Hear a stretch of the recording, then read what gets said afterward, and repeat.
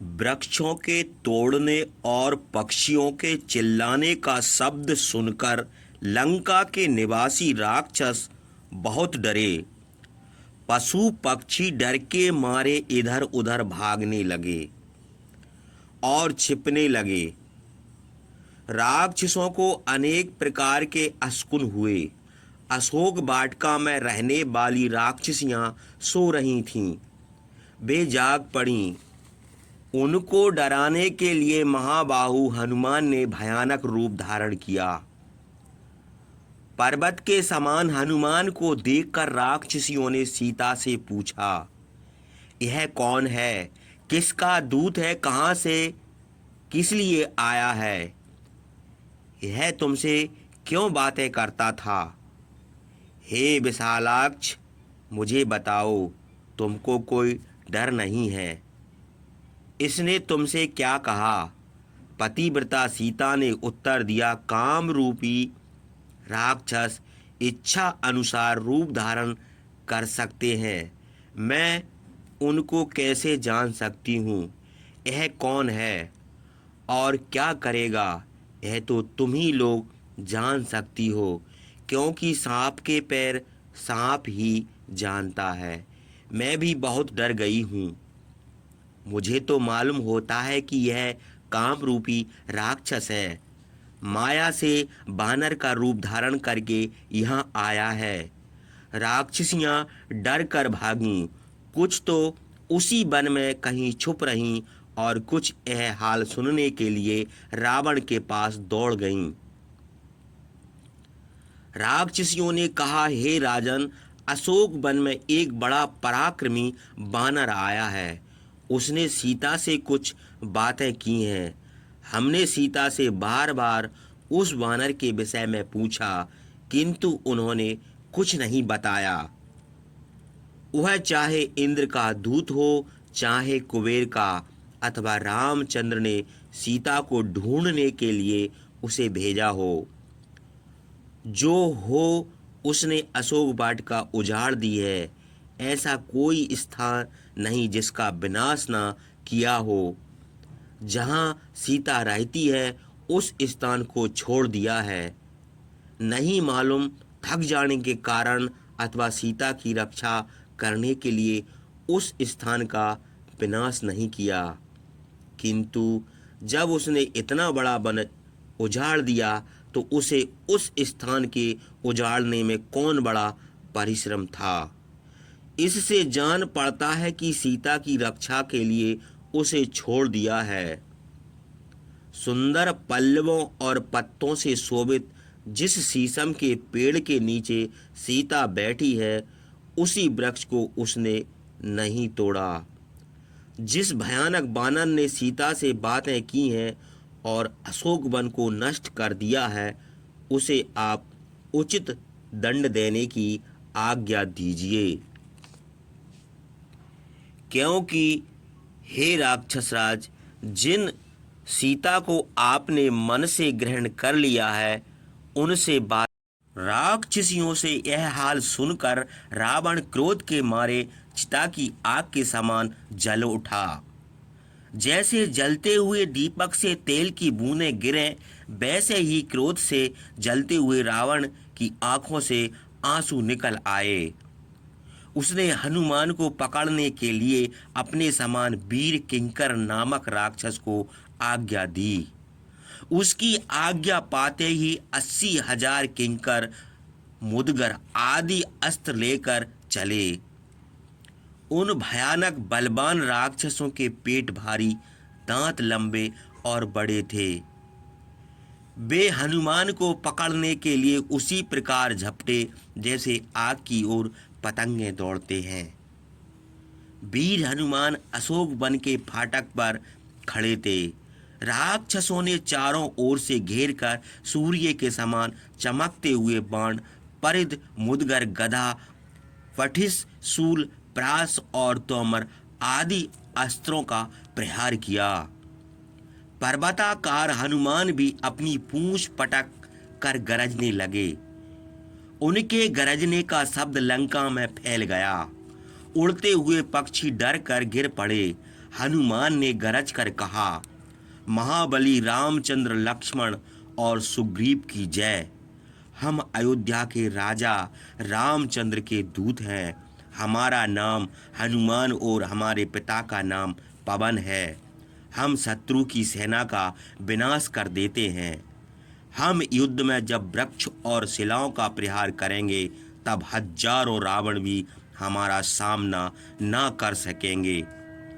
राक्षसों के देखते ही देखते लंका का विध्वंस कर देंगे और सीता को प्रणाम करके चले जाएंगे।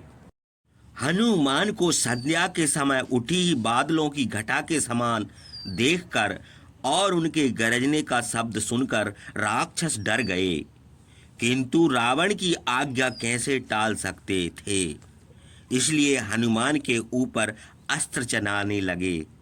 महावीर हनुमान ने फाटक के पास रखा हुआ एक लोहे में परिध उठाया और राक्षसों का विनाश करते हुए उसी प्रकार दौड़े जैसे गरुड़ सांप को लिए हुए आकाश से मार्ग से जा रहा हो। जैसे इंद्र वज्र से दानवों का विनाश करते हैं, वैसे ही वीर हनुमान परिध से राक्षसों को मारने लगे। राक्षसों का वध करके वे फिर उसी फाटक पर खड़े हो गए। जो राक्षस डरकर भाग गए थे, उन्होंने रावण के पास जाकर कहा कि आपके भेजे हुए राक्षसों को उस वानर ने मार डाला।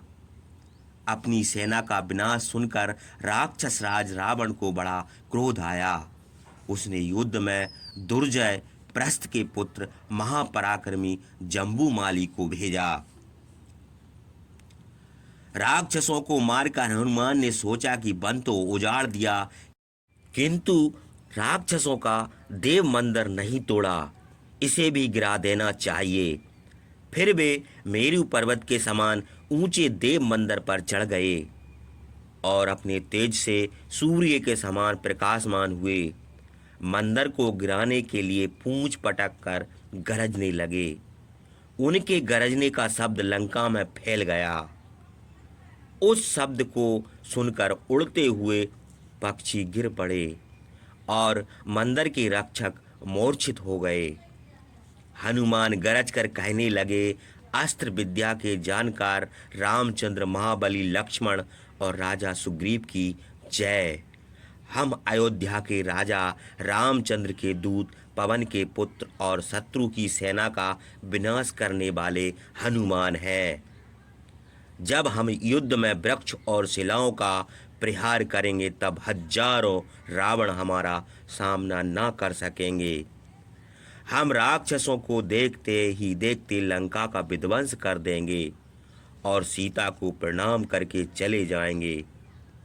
यह कहकर देव मंदिर पर बैठे हुए महाकाय हनुमान राक्षसों को डराते हुए गरजने लगे। मंदिर के रक्षकों ने चारों ओर से घेर कर खड़ग, परशु, गदा, परिध और सूर्य के समान चमकते हुए बाण आदि अस्त्रों का प्रहार किया।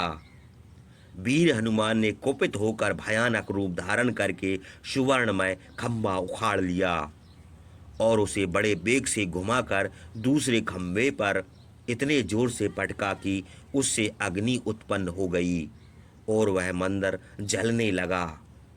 राक्षसों ने हनुमान पर आक्रमण किया और हनुमान ने उस खंभे से राक्षसों को उसी प्रकार मार डाला जैसे इंद्र ने वज्र से दानवों का संहार किया था। फिर वे आकाश में जाकर कहने लगे, हमारे समान हजारों महाबली बानर सुग्रीव की आज्ञा से संसार में घूम रहे हैं। उनमें कोई 10 हाथियों के समान, कोई 100 हाथियों के समान, कोई 1000 हाथियों के समान और कोई 10,000 हाथियों के समान बलवान है। कोई कोई बानर वायु के समान पराक्रमी है और बहुत से बानरों के बल की उपमा नहीं है। दांत और नख ही उनके आयुध हैं। ऐसे असंख्य बानरों के साथ बानर राज सुग्रीव तुम लोगों का विनाश करने के लिए आवेंगे, लंका का विध्वंस कर देंगे, राक्षसों का विनाश करके सपरिवार रावण को भी मार डालेंगे। तुम लोगों ने अपने विनाश के ही लिए महात्मा रामचंद्र से विरोध किया है।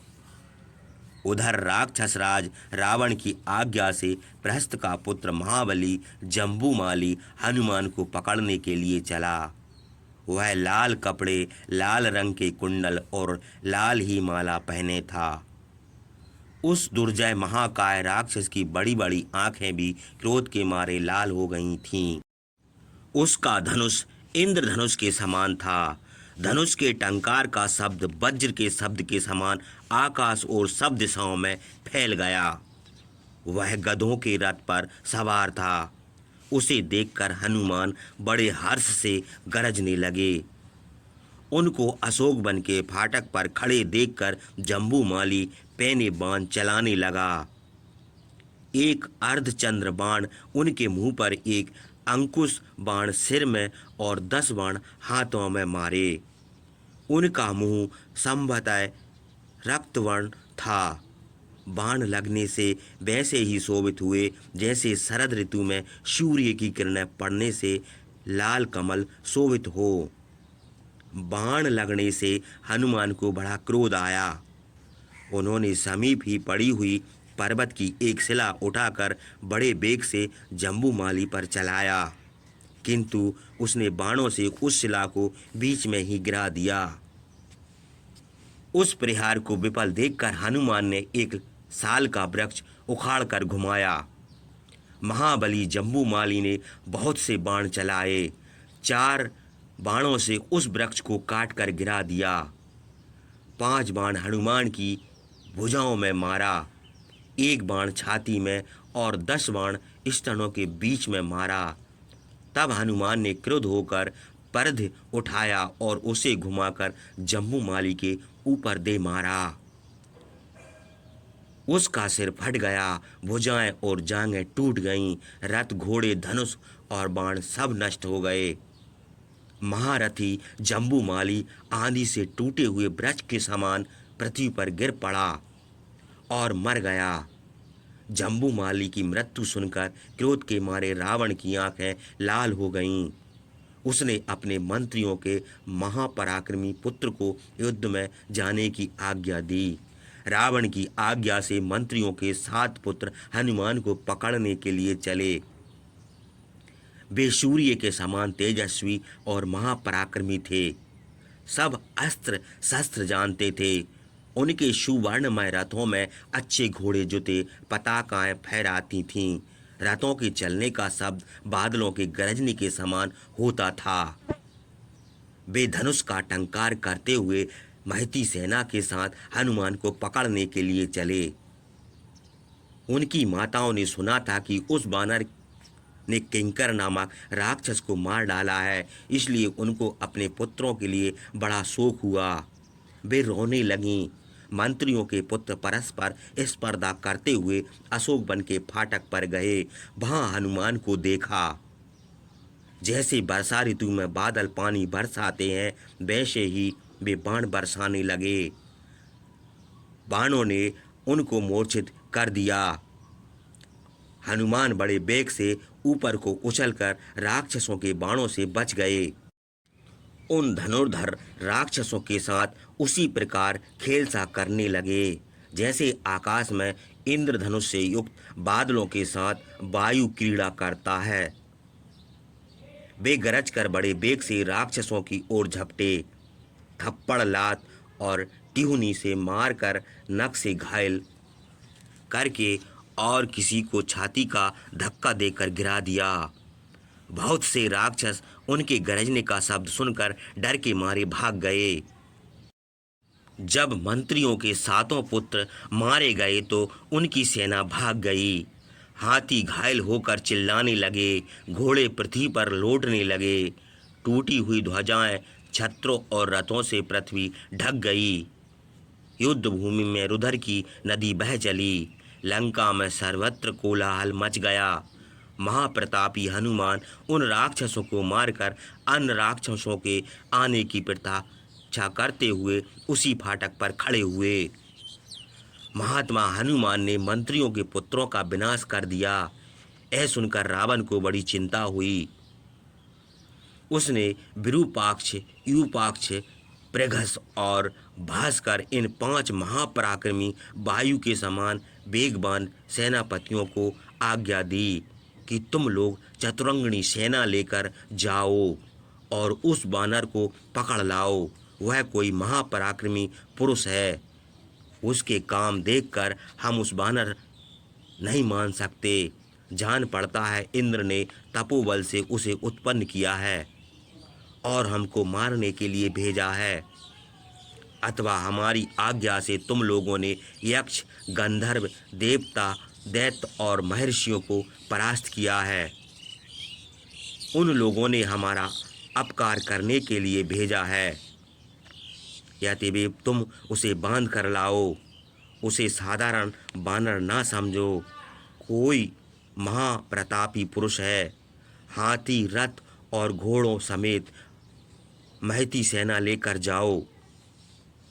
हमने महापराक्रमी बल्ली, तेजस्वी सुग्रीव, महापराक्रमी जाम्बन, सेनापति नील और द्वैत आदि वेगवान बानरों को देखा है, किंतु उनमें ऐसा तेज पराक्रम, बुद्धि, बल और उत्साह नहीं है। यदि इस बानर रूपी महापुरुष समझकर सावधानी से इसको पकड़ने का प्रयत्न करो। यद्यपि तुम लोगों के साथ देवता, दानव, मनुष्य और इंद्र समेत तीनों लोग भी युद्ध नहीं कर सकते, किंतु विजय चाहने वाले नीतिज्ञ पुरुष को बड़े यत्न से अपनी रक्षा करनी चाहिए, क्योंकि युद्ध में विजय पाने का कुछ निश्चित नहीं रहता। रावण की यह आज्ञा पाकर अग्नि के समान तेजस्वी महाबली राक्षस बड़े वेग से चले।